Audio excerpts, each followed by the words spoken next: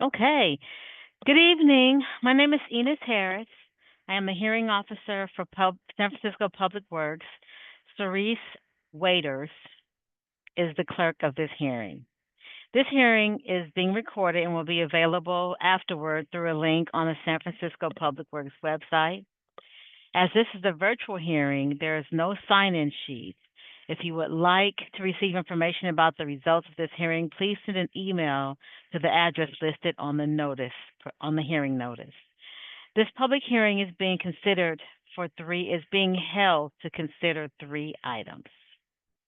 Order 1-211-513, to consider the removal of one significant tree without replacement on private property at 15 Glade View Way.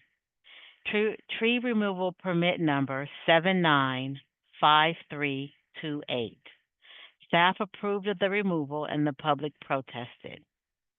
Order number 211511. This order supersedes order number 211451, which was previously scheduled for March 5th, to consider the removal of one street tree with replacement and the removal of four significant trees on private property with replacement with three trees at St. Vincent de Paul School, 2350 Green Street. The tree removal permit number 798723. Staff approved of the removals and the public has protested. The final order for tonight's hearing is 211512. This order supersedes number 211452, which was previously scheduled for March 5th, to consider the removal of 22 street trees without replacement. 2790 Broadway, trees located at back of sidewalk along foundation. Tree removal permit number 798744.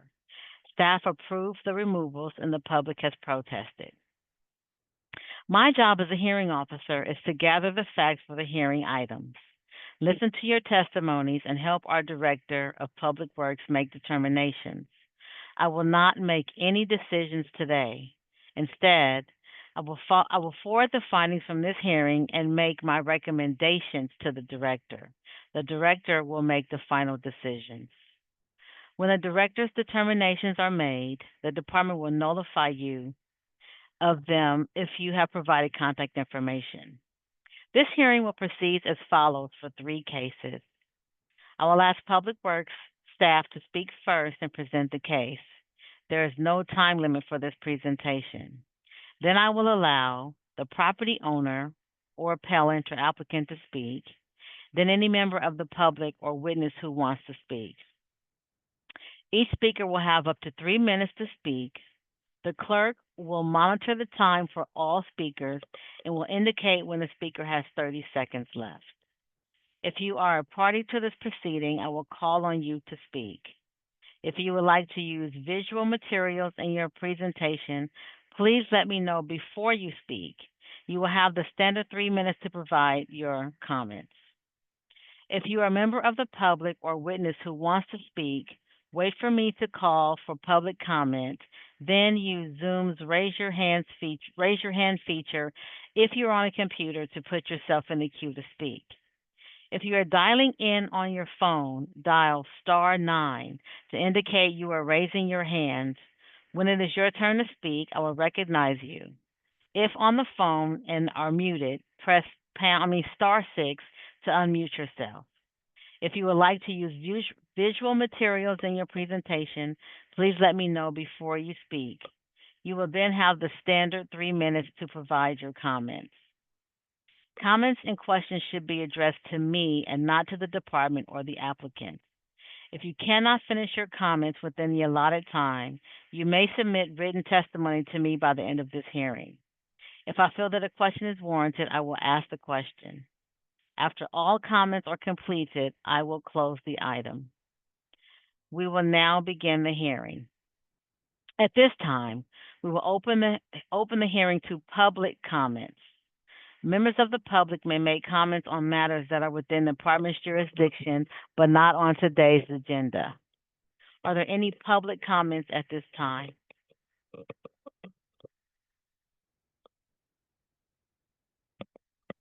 Good evening, can you hear me? Yes, good morning, good Yes. evening.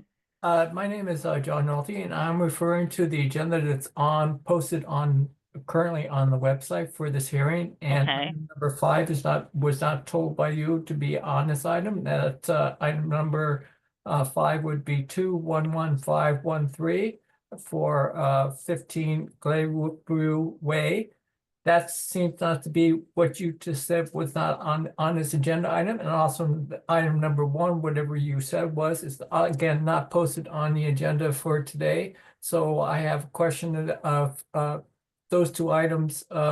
One's missing and one's on the agenda and not being told said it's on the agenda. So I have an issue with the current agenda that is on the screen for this hearing. How can we proceed when we have 2 items that one's missing and one's there and not being told is going to be heard? So a conflict of what's been given to the public for this hearing on what is being said today. And this is not the first time this kind of a mix-up has happened with the agenda. And I think we should put some kind of procedures involved here because you give us at least a couple days notice of a hearing, and then people prepare, and then we all of a sudden we see that they're not on the hearing for what the hearing officer just said. Thank you. So in response to that, Mr. Nolte, the 3 items on the agenda, so items 3, 4, and 5 are being heard tonight, but the hearing order number 5, which ends in 513, is going to be held first, and then we'll listen to 511 and 512. Okay, But so all it's 3 are in a there. different order. I was Correct. just paying attention to the numbers you gave. Okay, all right, thank you. Yeah, but they're here. Okay, so maybe you should have, said that you reversed the order then. All right, thank you. No problem. All right. Are there any other public comments? Okay. Mr. Clip? Yeah, can you hear me? Yes. Thank you. Just want to note that I make this comment as a member of the public and not in my role as a member of the city's Urban Forestry Council. At 13.7%, San Francisco has the smallest urban canopy of any major city in the United States. According to San Francisco Public Works, other major cities average 25% tree canopy, which is nearly twice as much as ours. In 2014, San Francisco issued an urban forest plan that called for the net addition of around 2,500 street trees per year. In 2021, San Francisco issued a climate action plan that called for the net addition of 40,000 new street trees by 2040. But according to the most recent San Francisco Urban Forestry Council report, since 2017, San Francisco has not net gained a single street tree. In fact, San Francisco has lost 1,300. And this loss is set against a backdrop of severe underfunding for the planting and watering of new street trees. There's no money for street tree planting set aside in the annual city budget. The majority of street tree funding comes from donations, in lieu fees, and Prop K, which is a fund that is dwindling because it's tied directly to fossil fuel usage in a city that is increasingly focused on electric vehicles. And federal funding for tree planting has been almost entirely yanked by the current administration, unfortunately largely in the name of DEI. Additionally, the city's 2021 Climate Action Plan, a plan that was drafted in response to the city's 2019 declaration that we are in a climate emergency, also called for a policy of preserving trees in construction and infrastructure improvements, and it called for this policy by 2023, which was 2 years ago. The Climate Action Plan went on to say that in instances where a tree absolutely cannot be preserved, the city should have a policy of basal area replacement. According to our city's own plans, records, and reports, we're failing ourselves and our future by continuing to remove trees without exploring alternatives, allowing driveways and other ecosystem-ruining infrastructure to permanently remove tree planting locations, failing to question whether trees can be preserved during construction, and not even bringing up the idea of basal area replacement. We're not coming close to replacing what we're taking out. Trees are critical in the fight against this downward spiral, and San Francisco knows it because it took the time to include it in its climate action plan. Not only that, but ask the people of Los Angeles, who are now left with nothing on their incinerated properties but the trees that survived the recent wildfires. Trees aren't just about the resilience of our cities, they represent the resilience of our hope. And it's against the backdrop of all of this that I hope the department will consider the matters on tonight's agenda. Thank you. Thank you, Mr. Clip. Are there any other public comments?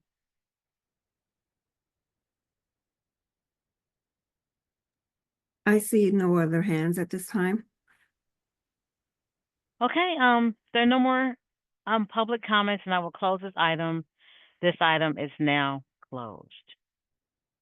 The first item on today's agenda is order number 211513.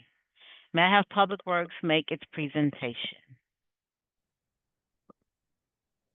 Sorry, I jumped ahead. My name is Susan Nawberry. I'm an urban forestry inspector with the Bureau of Urban Forestry, and I'll be the staff representative for tonight's hearing. And so this just is the typical preamble to explain the basis for our removal decisions. So safe and clean and green infrastructure in the public right of way. And then our mission is to preserve and grow the urban forest, but we also have to balance safety and the needs of a growing and evolving city. We don't have cases here, like specifically regarding street tree SF, but we do have a pruning cycle that generally dictates how we manage our urban forest for street trees that we maintain. And we have a tree ordinance that establishes authorization and standards for addressing a wide range of issues. And our urban forestry ordinance is codified under Article 16 of the Public Works Code. That's available on our website. So our first case is Public Works Order number 211513. I apologize for any confusion about taking this out of order. We wanted to have the shortest case go first. So in this case, it's an incense cedar, Calisandra decurrens. It's a very tall tree. You can see that it's growing in a very, very small and limited planter. These trees have a potential to grow to 50 inches in diameter. So as the tree grows taller and taller, the planter limits its root plate size, and that ultimately leads to a whole tree failure because the lever of the entire tree exceeds the weight bearing capacity of the root plate, and that's very common in conifers. Additionally, the applicants came to us because their insurance company, this is happening nationwide, didn't want branches overhanging their roof. That's not necessarily criteria for us, but when we reviewed this tree, we realized that if they were to prune that tree excessively, it would end weight the tree on the opposite end, and it would increase its likelihood of failure. So it is a removal candidate. So we did let them know we would approve the removal. It can't be replaced due to limited space, and the planter is directly next to the home. Really, quite unfortunately, and this happens sometimes, we posted a tree removal for 30 days and the posting period had expired, but the applicant wasn't aware that there was a protest. So we are changing our code to our website to say that a permit must be in hand. So it was removed before this hearing. I will say that the stump demonstrates that it was like less than 6 inches from the home. It was not a good tree for this location, which is why we approved the removal. Unfortunately, we have to issue an illegal removal fine. So I'm sorry to everybody that came here, thinking they were going to discuss, this tree, that it's still standing. It's not.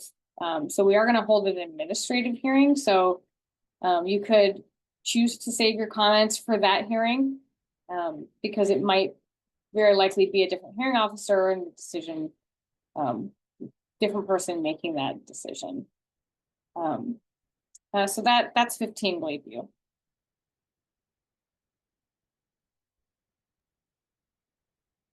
Thank you. I believe the applicant is Is raising the it. applicant here to speak? Appellant? Okay. Susan Okay, Green? yes, this is Susan Green at 15 Glaveview Way. I apologize, I'm not sure why my camera's not working. I'm here with my mom, Mary Harper, who is the homeowner. She's lived in this house since 1972. She received a notice from Safeco indicating that the home insurance policy would be canceled by the end of this March, actually by March 28th. Should the tree not be pruned to below the roof line.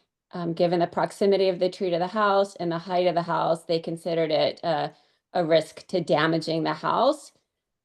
We were concerned and scared about not having home insurance. We applied for the permit to cut down the tree.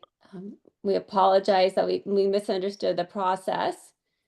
Given the pending deadline from the insurance company, however, as I said, we panicked. Appreciate your consideration and your understanding. Okay, thank you. Are there any members of the public who wish to make comments?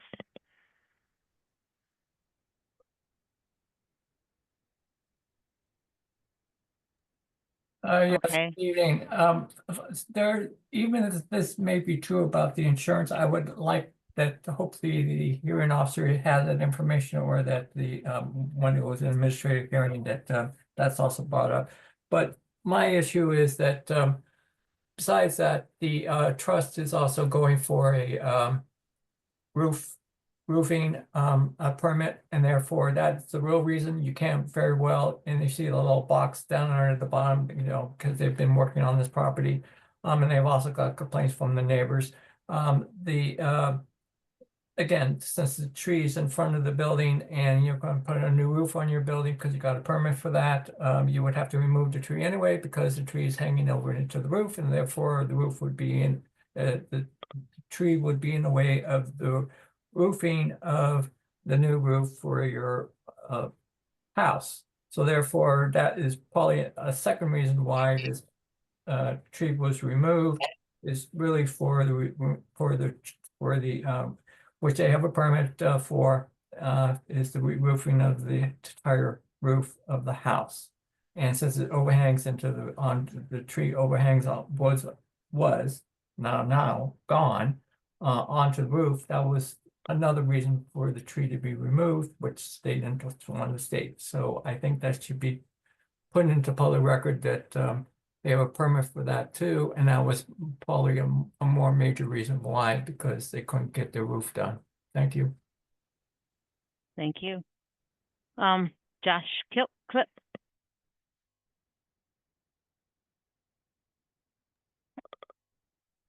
Yeah, Josh? Uh-huh. yeah, thank you.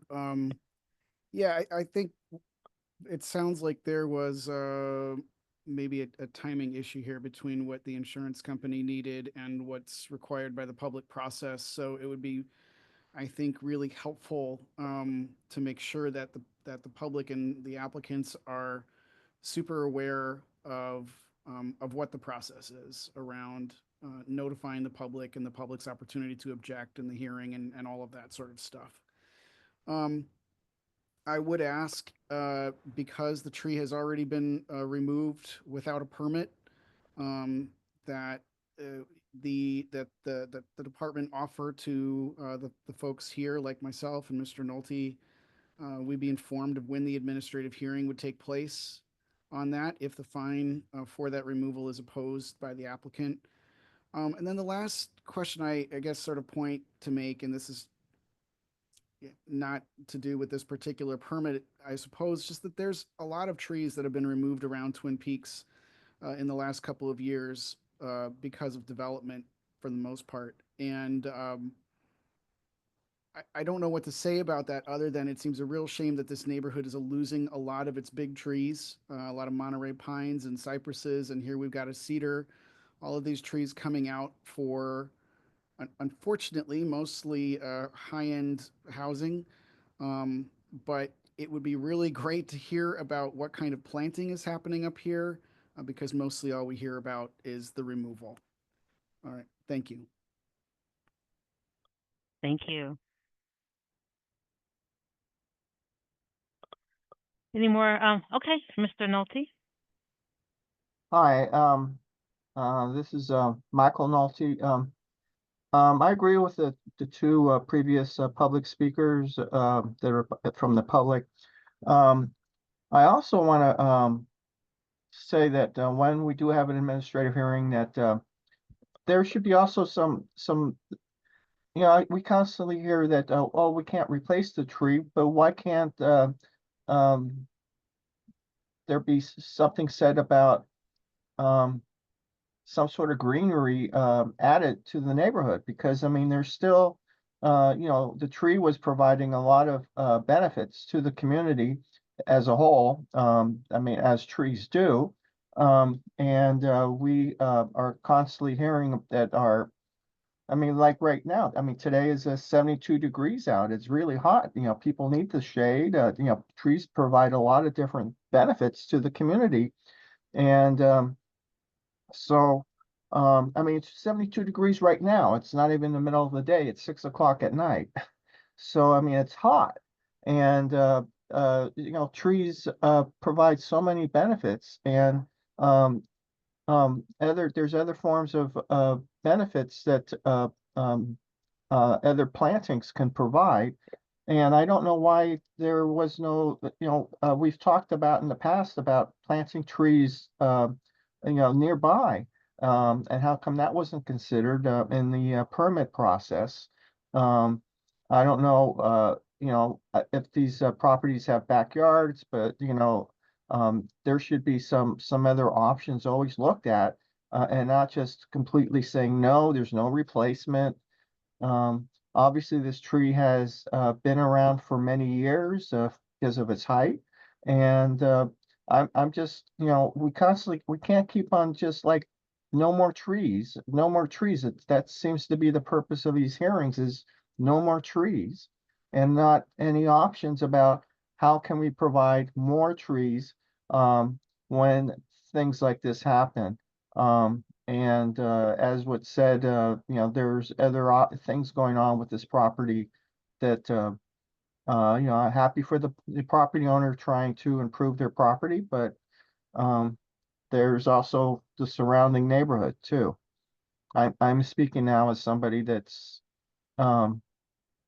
concerned about how things like this affect the whole neighborhood, not just one property owner.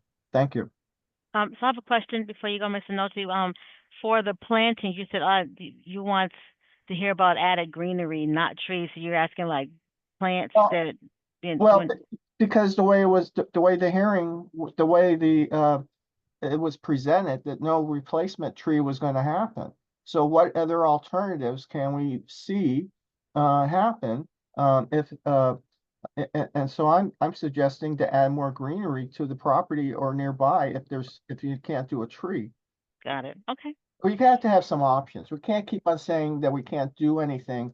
Um, and hold these, developments and whatever's going on for the reasons of the removals. Got it. Okay, thank you. Thank- Mr. Ingram?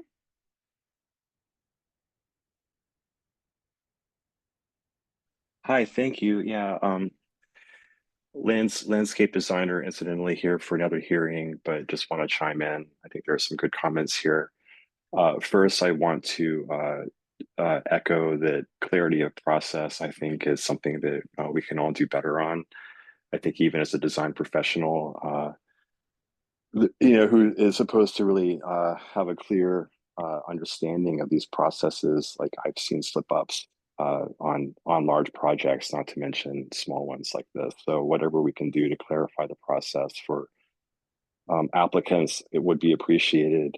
This tree, has been here for a long time, and we can question the wisdom of planting it in this planter, but I think that there could be possibly other small trees that could go in here, and that having some clear guidance on the kinds of trees we can plant given certain constraints would help homeowners to choose the right tree for the right place, and possibly also offer some guidance on replacements in situations like this. And then finally, I just want to say that this is a really interesting case to me because we really have an insurance company that, or the claim is from the applicant, the insurance company is dictating removal of all the limbs. It looks like on the west side of this photograph we're looking at. And I understand per Mr. Nolte's comments that we have other permits for roof work, et cetera. And what I can kind of hypothesize in the picture here is that we do have access to the roof for that work that could go around the tree, and that if we had a consulting arborist on board, we could look at some selective pruning to allow that work to take place and possibly not destroy the whole tree, and also satisfy the insurance company. So I think whatever degree we can have certified arborists evaluating these kinds of situations before we do actions to inform on what the correct action to possibly preserve a tree could be, would also be helpful. Thank you. Okay, thank you. Shanji?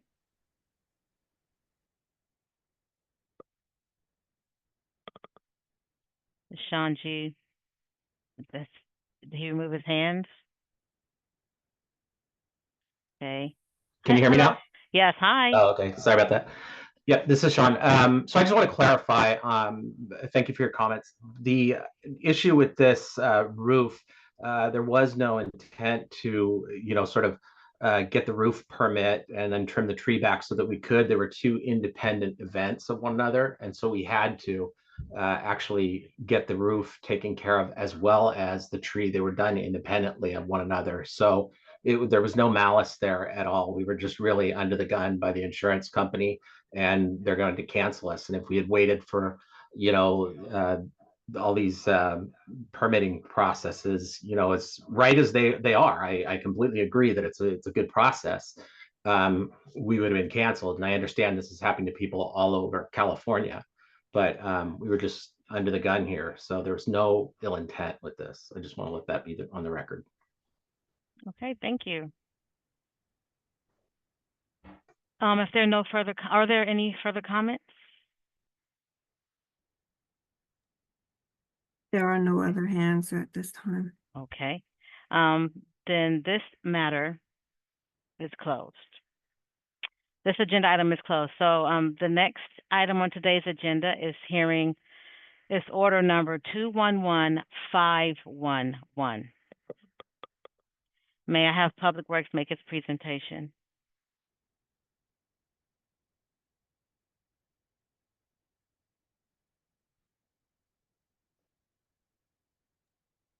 Great, so the next item is 2350 Green Street. It's the removal of one street tree with replacement and removal of 4 significant trees on private property, with only 3 significant trees to be replaced. And it's under tree removal permit 798723, and staff approved removals and the public protested. So let's see, the significant trees are all kind of clustered together. It looks like one big tree, but it's actually 4 clustered together. So you can see that these 2 trees are on the visible side here. So they're all suppressed. They're really tightly spaced. They're planted in a raised planter. It doesn't look like it from this angle. And they're directly within the proposed structure footprint. See, so here's the 3 trees all crammed together on the other side of the fence. So the planter is raised, hard to tell from here, but it is raised, so there's really limited soil volume. Because that they are so tightly spaced together, the 10th edition appraisal immediately deducts 75% off the value of the tree, and for that reason, these trees are appraised for less than the standard appraisal. So here's all 4 trees together in the raised planter planted very close together. Again, insufficient soil volume, suppressed by canopy of neighboring trees, and each appraised for less than standard in lieu fee. And again, all four crammed together. They also they have really low lifespan ratio. When you plant trees this close together, you limit the amount of vegetation that grows along the stem, and that forces all of the growth to the ends of the tree. And then you have this really long lever with this limited growing space, and you can see that these trees have no taper. So that increases their likelihood of failure. But really, these trees are just suppressed, they're crammed together, they're not really meeting their potential, and they're already in the footprint of the construction.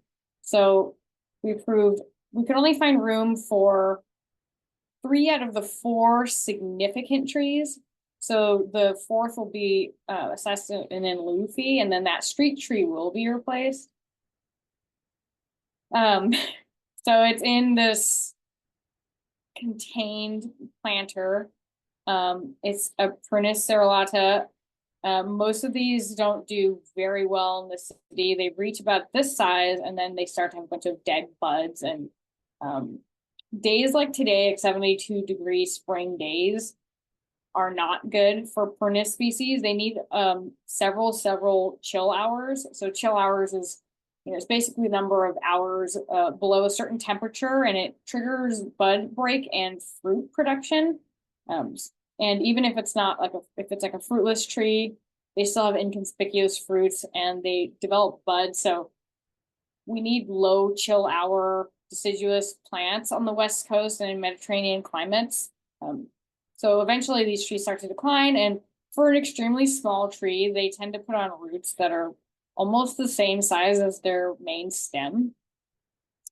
Because it's in this constrained container, it also appraised for less than standard in lieu fee. That's the basis for why we're just doing a direct replacement. And again, it's right up against where the proposed footprint of the building is.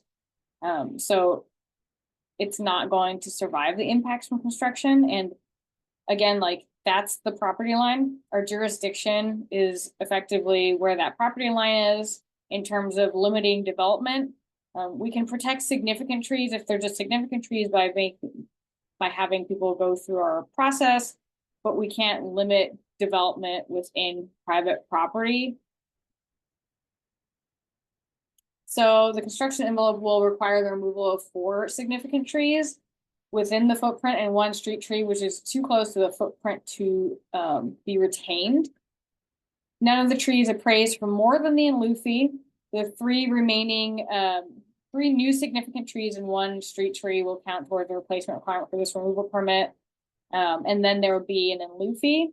I'd also want to point out that they did separately apply for a removal permit before for dead trees unrelated to any of this development, like 3 years ago. They're replacing, those were 4 dead trees that they were replacing with 4 living trees. But I just wanted to be very transparent that there are 2 active permits with this building. The second permit, the one where the older permit, it's a removal of 4 trees with replacement. That one has already cleared all the hearings. This one will be removal of 4 significant trees, 1 street tree, with replacement of 1 street tree, and replacement of 3 significant trees with 1 in lieu fee.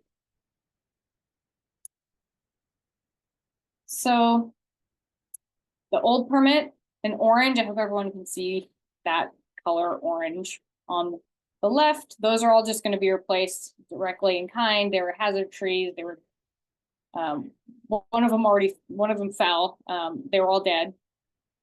So those are being settled separately, and I just want to be very transparent that is happening here. But then the development began, and that's the trees in orange, or sorry, the trees in yellow. The trees in yellow. Those are all going to be removed and replaced under this permit, except for one of them. There'll be an in lieu fee. So this is the replacement plan. You can see the 3 trees are just going to be widely spaced and not crammed together into the planter. And then there are trees at the curb on Green Street. And you can see that there's tree protection proposed. And I will make sure I let the applicant clarify anything regarding this permit. Let's see. Yeah, so this is just another, we encourage the replacement with a mix of trees, like a large stature oak and then a manzanita, which is on our approved street tree list. And then this is just clarifying the old permit, that it's not related to this permit, but we just want to be transparent that there is another permit here. We try to close that out before dealing with this permit. Again, the old ones. And these are the subject trees here. Great. And with that, I encourage our clerk to let the applicants speak to the project. I have two questions. So in the photos you had, some trees are marked S and some were marked P. What are the markings for on the trees?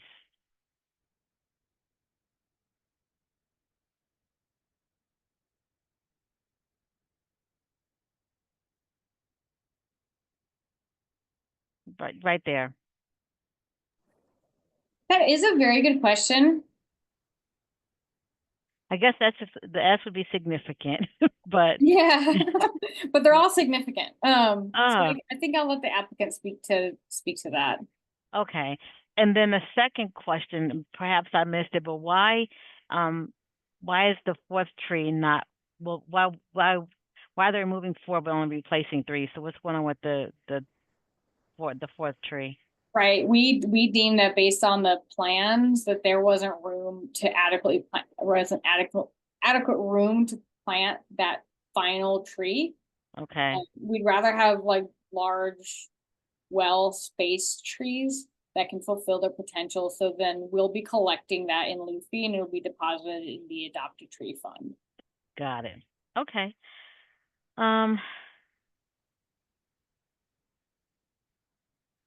Is the applicant or appellant here to speak? Okay, Marissa Brandon? Yes. Yeah. Go ahead. She's muted. Can you hear me now? Yes. Sorry about that. My name is Marissa Brandon, and I'm speaking on behalf of St. Vincent de Paul School. Okay.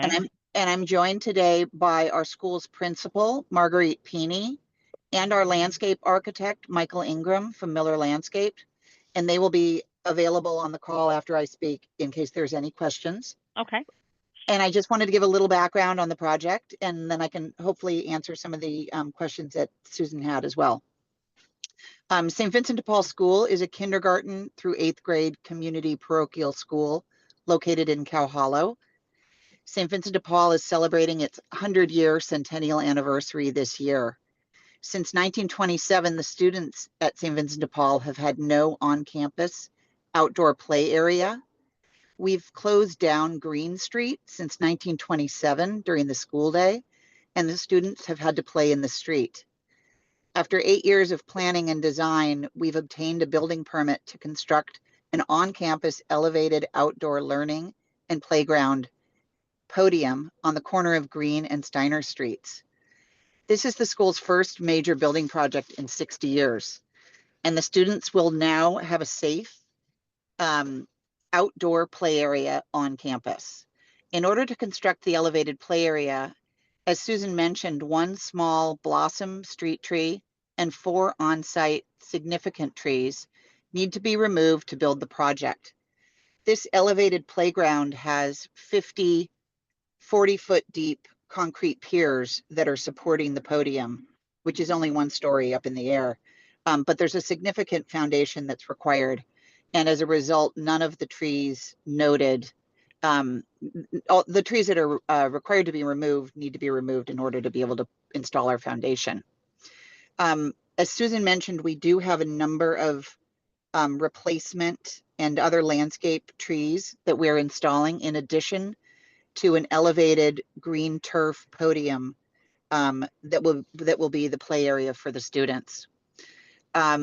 We've embarked on a centennial campaign to raise the funds to support this project, and we're ready to move forward with construction as soon as we can.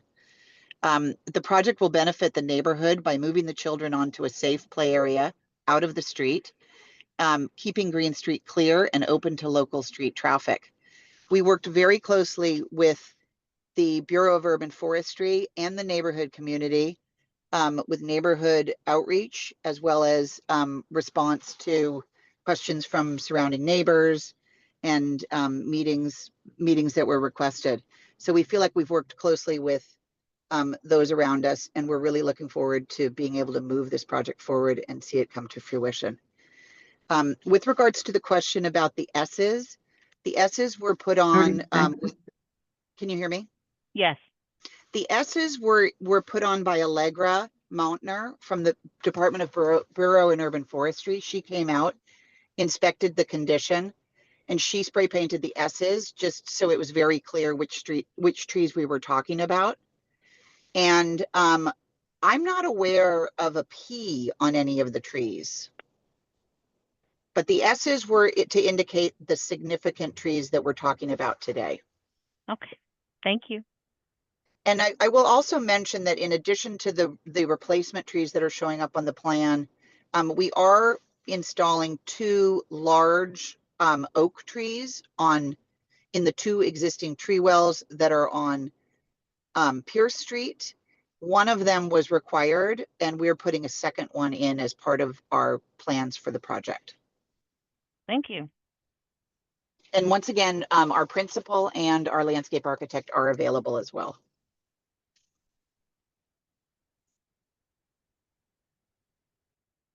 Okay, are there any members of, okay, Michael Ingram, go ahead. Hi, yeah. Hi, this is Michael again. Michael Mhm. Ingram, landscape. I'll clarify, designer, not currently licensed, but taking LREs and working under the license of Jeff Miller, landscape architect. Just so that I'm all above board. I forget the designation of S's and P's. I was looking up the email from Allegra and can't find it, but basically some of these trees, the caliper diameter is insufficient to qualify them to be preserved.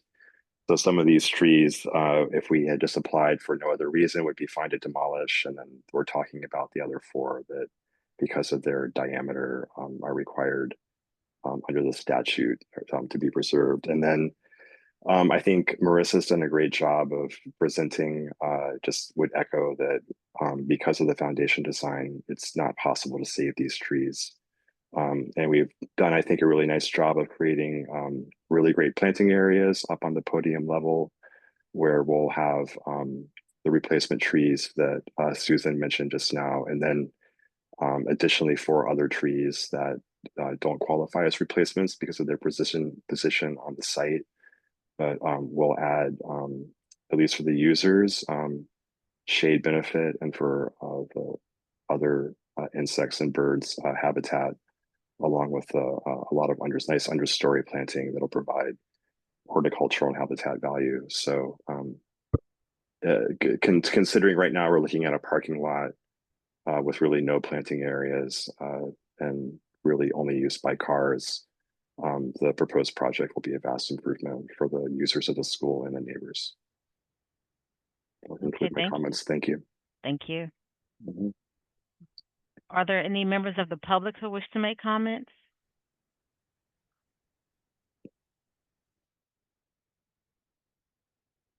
Okay, if there, oh, okay, Josh Clip.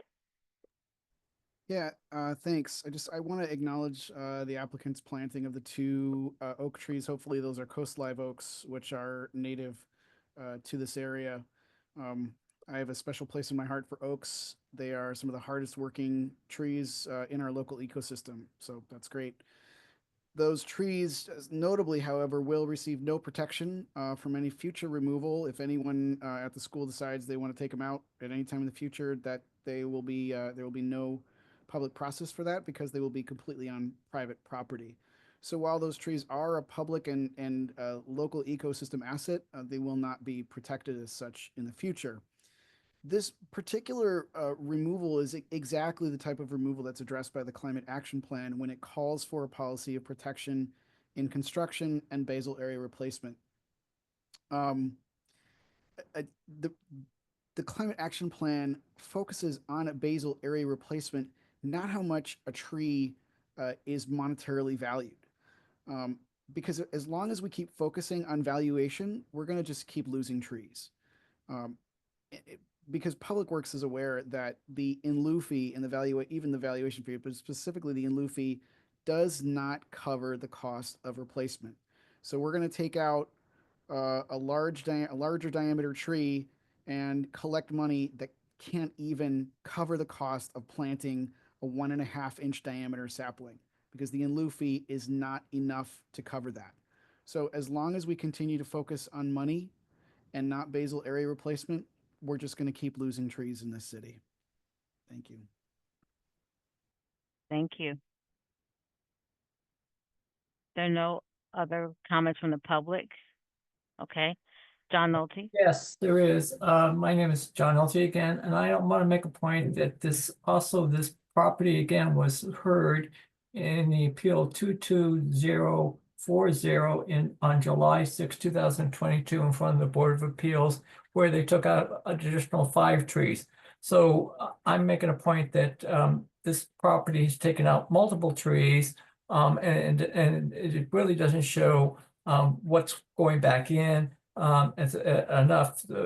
So we're taking out 5 today, 5 3 years ago. So that's 10 trees, and you're discounting only 1, 2, 3, 4, 5, 6 trees going in. So it's not even actually adding up to a replacement 1-to-1 on this property. So that's my problem here, is that they've gone through this process for 8 years for this project, and now we are not getting our trees that were taken out and correct replacement for it.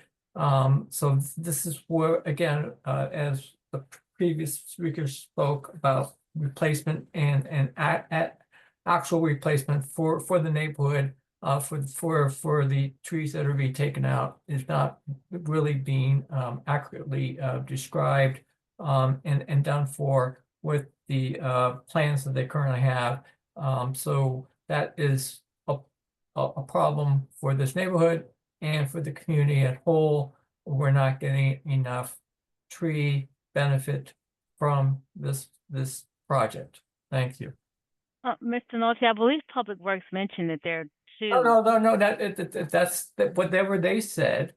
This was heard in front of the Board of Appeals. Oh, okay. Okay. Okay, so Thank you. this was, and I gave you the number again, I'll say it again. The number was 22040 in front of the Board of Appeals on Got it. July 6, 2022 for this property. So this is the second time was been heard about this property, and now they're just coming back to take out more trees for the same issue. So thank you. Thank you. Noted. Do we have any other public comments? Okay, I'm not quite sure who this is. SVDP, go ahead. Hi, my name's Marguerite Peeney. I'm the principal at St. Vincent de Paul School. Got it, okay. Speaking for school and parish. I appreciate all of the help that we've gotten with Buff regarding these issues. Just so that Mr. Nolte understands, the 6 trees that were slated on that past hearing were diagnosed as diseased, and 2 of them fell, actually. And so we just recently removed the last 4 trees in February. So they did remain until we got closer to the construction project. And then there was another gentleman, Josh, I believe, who was talking about the street trees that we're going to plant. If you're looking at the screen right now, Josh, on Pierce Street, there's an orange circle and a yellow circle. Those tree wells right on the street will be street trees. They're not on our property. We literally want a canopy around our campus. And so we are going to plant those oak trees there in those street wells. So we won't be able to remove them willy-nilly if we don't like them after a few years on our property.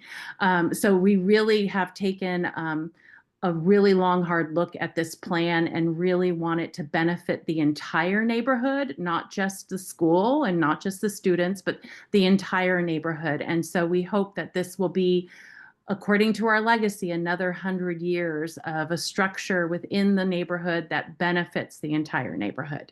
So thank you everyone for your support on the project. Thank you. Okay, Hi, this is Michael Nolte. First, I want to start off with my comments that I happen to be a recipient of a Catholic school, grammar school in San Francisco. So, you know, it's great to see a school that still exists in San Francisco. But at the same time, we're here talking about trees and the environment, and obviously, the students need to have safe places to play, which is very important. I mean, part of I had this. When I grew up, I had the same problem with where the school I went to, without mentioning it, um, not having adequate facilities when when you're putting together these types of um, environments for the kids to be part of for learning. You need to have all the aspects available to the kids, particularly when you're having a situation where you're trying to gather them all in one location. If anything, for fire drills, you need a place to go. If nothing else, earthquakes, fire drills, you have to, as part of a safety plan, you need a place for the kids to go when they have to evacuate the school. And I would assume that this would probably be the place where they would go for safety. Um, but anyway, as far as the trees, I would just ask the hearing officer to look at the Board of Appeals hearing notes and what's been followed through or not. It's because it seems like the public gets kind of confused when now we're hearing about 3 different situations that have occurred with this development. I'm encourage the school to keep on going. I know that it sounds like it's a long process, and I appreciate that they're still sticking with it, and I'm sure that when they're done, the everything will look great for the kids, and that's what it's really about, is the future of San Francisco, having the future. The trees will grow up with the kids, which I guess will be the best part. And I just want to mention that when I was a kid, I had tree forts, so 30 I seconds. appreciate how trees can be very beneficial for kids. Thank you. thank you, Mr. Nolte. John Wetzel?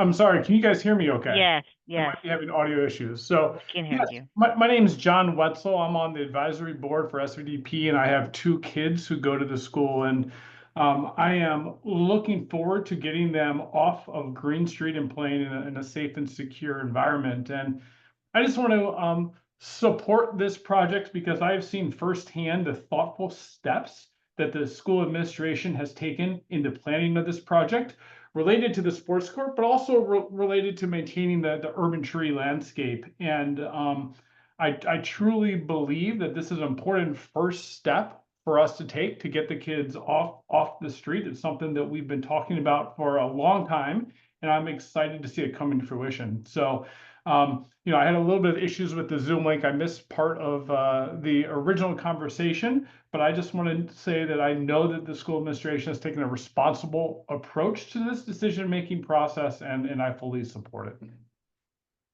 Thank you.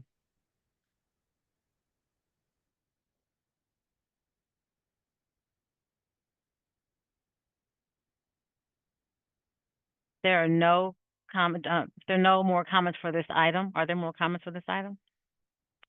I will now close this item and I will make my recommendation to the director. The last item on on the agenda today is order number 211512. May I have Public Works make its presentation? Yes, so it's the removal of 22 street trees without replacement. And they're located at the back of sidewalk. The address of the property is 2790 Broadway. It's tree removal permit 798744. And staff approved the removal and the public protested. So they're fairly large old junipers. I mean, I think that if someone knew they were going to get this size, they wouldn't have planted them in like a 6-inch planting strip. And they're here. They are where they are, but now the building needs to repair this facade, and it destabilizes all of the junipers that were planted as screening along the building. They're way too close to the foundation. They can't be replanted there. The facade work that's required necessitates the removal of the trees. They're all very suppressed because they're very, very close to each other. All of the trees except for 2 of them appraised for less than the in lieu fee. One appraised for $3,300 and one appraised for $2,700. But when a tree appraises for less than the in lieu fee, which is basically the in lieu fee, or the appraisal value is like a discounted basal area. You get the basal area of a tree, and then you start deducting all the issues, and that basically is like a replication of the tree at the site. So they all have fairly poor structure.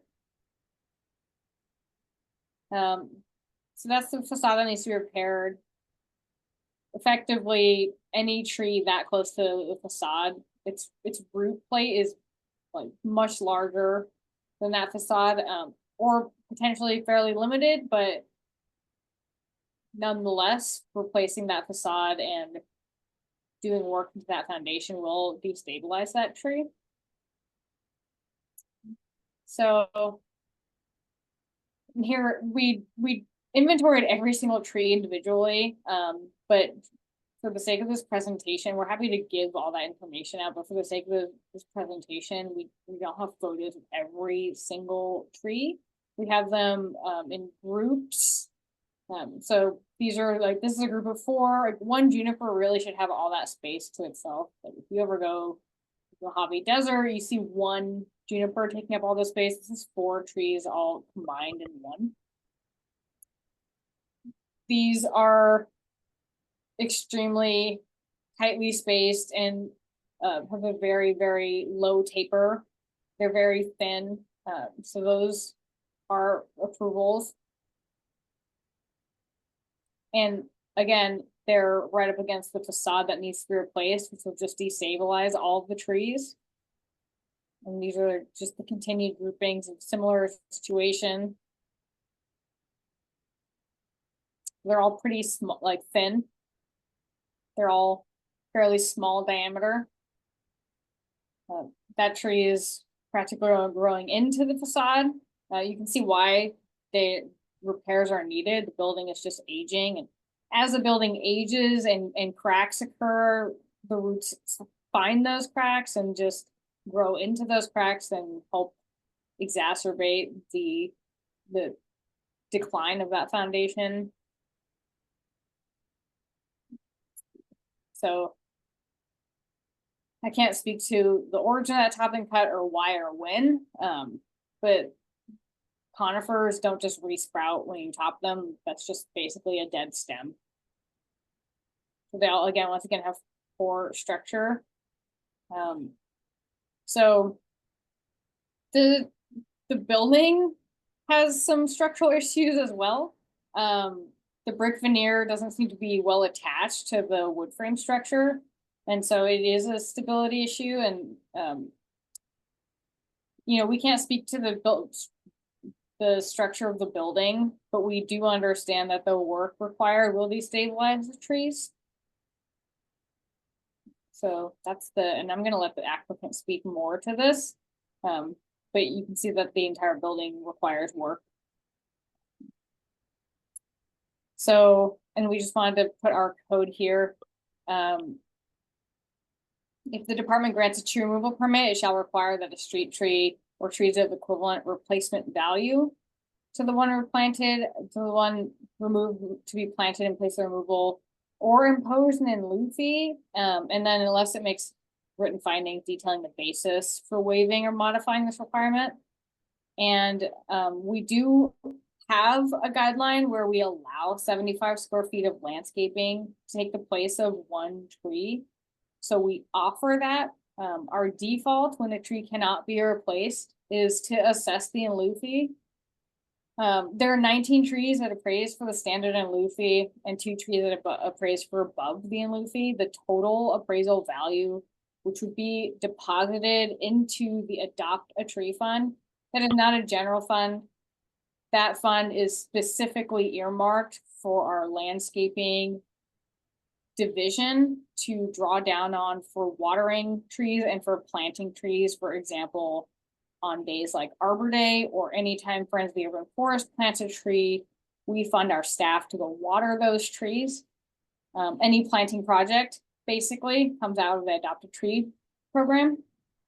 And the inspector determined that because sidewalk landscaping is so beneficial, especially when there's vegetation in it, it reduces stormwater runoff significantly. A lot of the benefits in our city can be found just through depaving alone.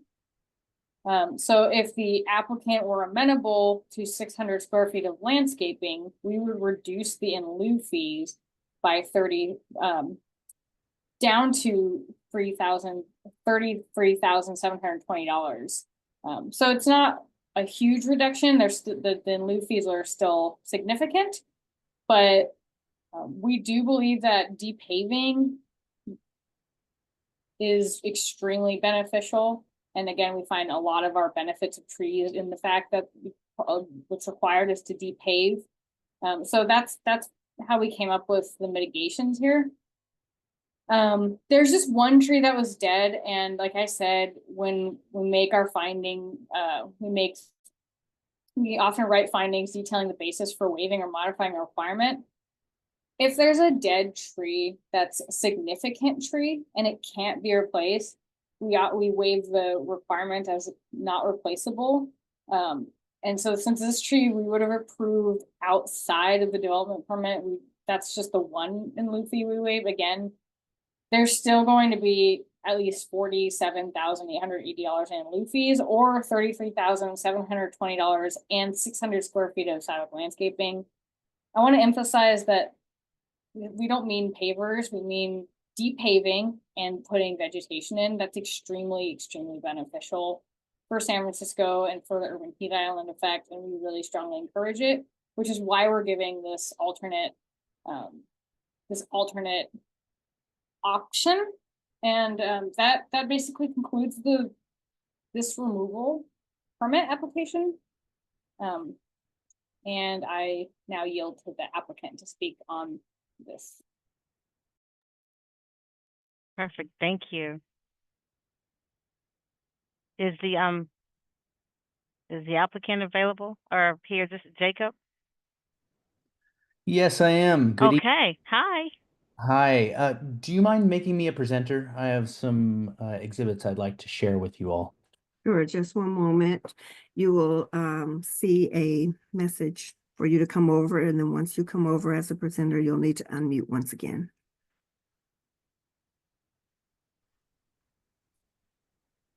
Good evening. Good evening. Good evening. All right. Thank you, Ms. Harris and Ms. Nawberry, for your time and for your presentation thus far. I'm here on behalf of the project team for 2790 Broadway. I just wanted to start by telling you a little bit about the site. a little bit about the history of the site. 2790 Broadway is an important San Francisco building. It was actually designed by San Francisco master architect Arthur Brown, who you may know from City Hall and Opera Plaza and other significant buildings around town. So the development project at 2790 Broadway is, in fact, a restoration and a renewal and kind of a preparation of the building for the next 100 years of its life. It's been there for about 100 years, and the kind of degradation of the facade that was showed previously is just representative of how long the building has been there. I wanted to show you a few more examples of what's going on around the site. Here's the site itself, as seen from the front, and you can see some of those large junipers that are overgrowing the west-facing facade. And what had been described was the need for replacement of that west facade, but really what's going on is that we have a single brick veneer. It's a full thickness brick, but not like a traditional thin brick that you would see for many veneer applications today. It's a full wide brick. And the way that that was adhered in the past was that the masons would run a very large nail through the wood sheathing of the building and bend the back of it over. So you get a hook that would stick out, and then the brick masons would come and the brick setters would set their bricks, and those nails would stick out, and then the mortar would be slopped over the front so that the mortar would grab the end of the nail head, and that's what would hold the bricks to the facade. Now, over time, over the last 100 years, waterproofing degrades, water infiltration goes through because both brick and cement mortar are porous and allow water to flow through. The water flowing down the back over the tar paper would end up on those nails and gradually rust them out over time. So we did a structural analysis. Some photos from that were shown, and what we 30 found. seconds. Oh, here we go. What we found is that the veneer anchors were completely eroded. So we have what from the street looks like 5 stories, almost 55 feet of brick, 1 brick thick, just hanging in space, completely not adhered to the facade. And GFDS, along with a very, very competent team, we have Andrew Skerman Architects, GFDS, a very, very competent masonry contractor, facade contractor in Quarry House, historic consultant of Page and Turnbull, waterproofing consultant, and a very, very qualified contractor all came together, all put their heads together to try and determine how we could, save this facade, what we could do here. And it was found that, this was actually a life safety condition. We've been in this tree removal hearing process for a number of months. 2 previous hearings were canceled due to some procedural errors. We were hearing something about procedural errors at the beginning of this hearing, and so we did not have the opportunity to accomplish sort of this removal hearing in a more timely fashion. This has now become more urgent because we're seeing more cracking, worse adhesion, and we're very nervous about a potential event, whether that be seismic or a big storm that could actually tear the facade off the side of this building. Okay, So thank you, we- Mr. Jacobs. You're beyond your time. So Oh, if my you apologies. find that you cannot finish it, you're welcome to submit more written testimony as well. And I had put that in the chat. I'll put it in there again. Ms. Harris? Okay, thank you. Are there any other applicants, representatives who would like to speak on this matter? Are there any members of the public who wish to make comments? Sorry, this is sliding in and that. Okay. Well, okay. Josh Clip, Yeah, before I start, I just want to make sure that all representatives of the applicant have spoken, so we don't get into another rebuttal situation or situation where members of the public like myself are personally addressed, which is what you, Hearing Officer Harris, specifically admonished against in your introduction. Are we sure that that's There are no other hands right now. It's just the public. okay? Great. All right. With that, please Jacobs, allow me to start. I'm sorry, Mr. Jacobs, I will return you back to the regular presentation. Thank you for your time. I'm here for Okay. questions. Thank you. Thank you. Okay, I guess I'll start then. So what's clear here is that this is a restoration of a building, but not a restoration of our tree canopy. And I think it'll be really interesting to see whether 100 years from now, we still think that restoring buildings was as important as planting trees. That said, this is another example of how focusing on the monetary value of a tree leads to the continued degradation of our city's tree canopy. The Climate Action Plan doesn't say, hey, let's charge more for tree removals. It says, let's focus on preservation. And where a tree can't be preserved, let's require basal area replacement. When that Climate Action Plan was issued in 2021, it said that irreversible climate change was 10 years away. So if we are to believe our city's own scientific reports, then that means we have 6 years left. Yet here we are in a hearing tonight acting like it's business as usual. Let's just keep making our buildings pretty. We're not in a climate crisis. We're still pretending that an in lieu fee does anything meaningful when we know it won't cover the cost of planting even a baby tree. And we're behaving like we have all the time in the world to save ourselves. Maybe someday we'll get around to planting trees, but for now we're just going to make our buildings look good. Someday we might make up for everything we're ripping out, but the reports bear out that that's just not true. Since we took that tree census in 2017, we have net lost 1,300 street trees, and that number doesn't even cover the number of trees lost on private property and in our city parks. So until we start to get serious about this, nothing is going to change. And I realize that the city is limited in what it can require, but it's certainly not limited in what it can ask. Thank you. Thank you. Are there any other comments from the public? Mr. Nolte?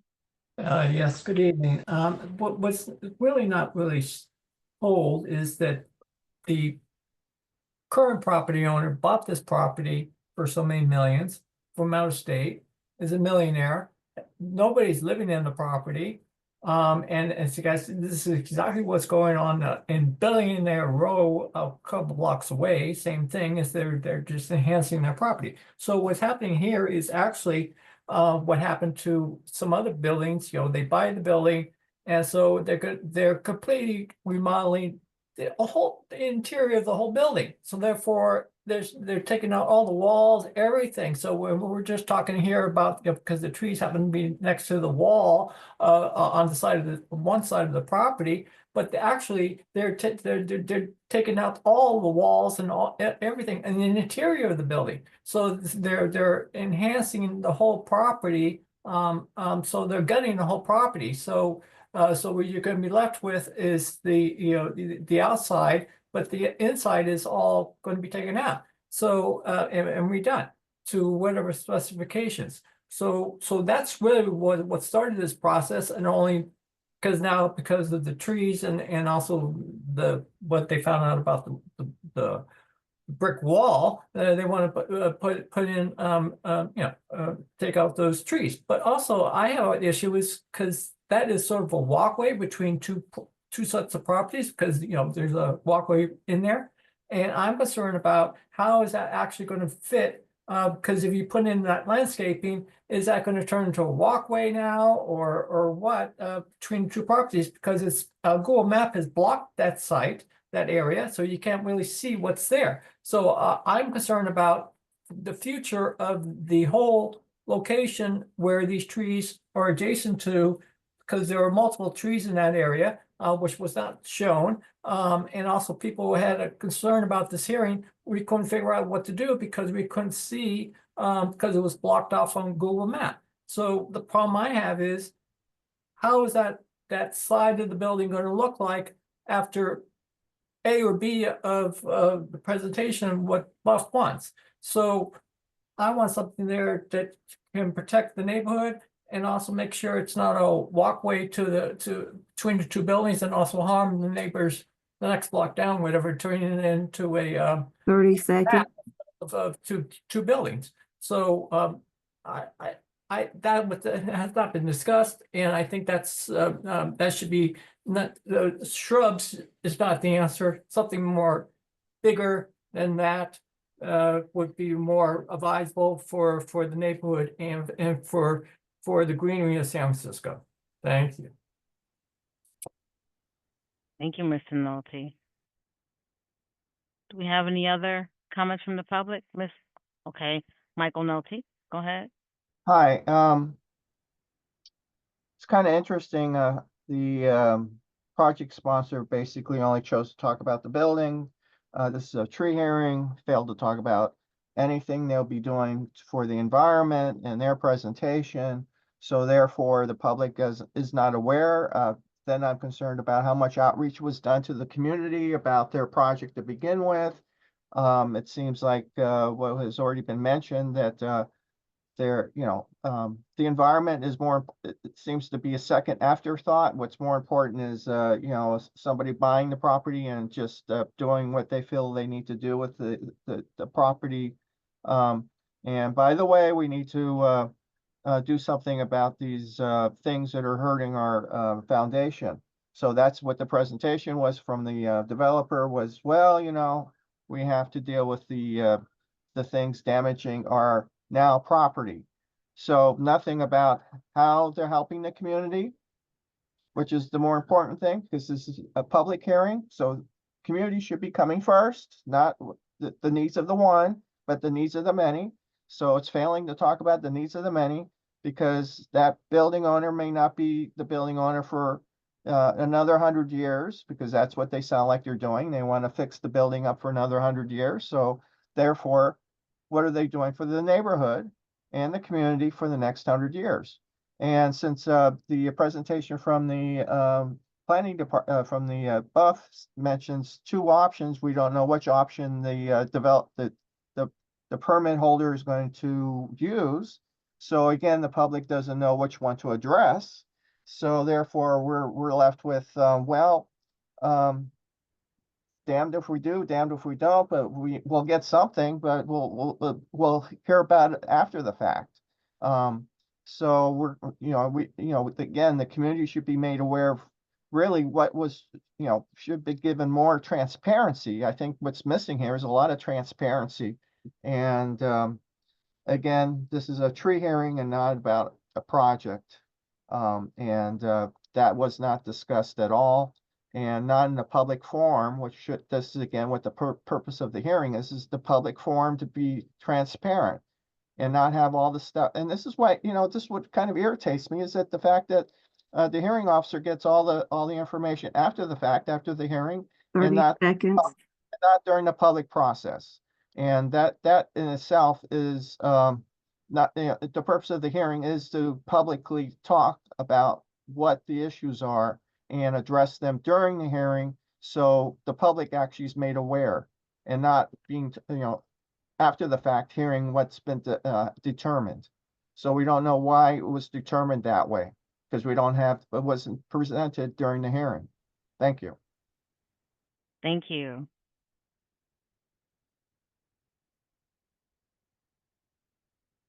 Are there any other members of the public who wish to make comments? There are no other hands at this time. Okay, I will now close this item and make my recommendation to the director. So are there any public comments on any items on the agenda? That's if you have not spoken, if you have spoken, you will not be allowed to speak again. This is for those who may have come later, didn't have a chance to speak. I think Lance is raising his hand. I don't see. You need to unmute yourself, Mr. Carnes.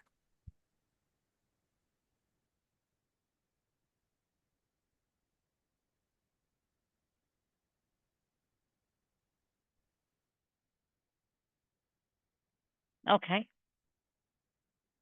This is the public comment. Okay. right, it looks like you're unmuted, Lance. I don't know if we can hear you. Yeah. I sent him a message. Okay.